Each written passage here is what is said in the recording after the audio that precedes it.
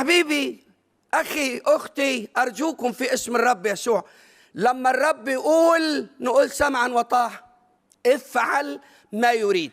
يعني لما يقول أنت خاطي أقول له أنا خاطي، هتناقش في حاجة منتهية، أنا خاطي. أحبك أنت في ذاتك، أنت الخاطي لأني خلقتك، لكن أكره خطاياك.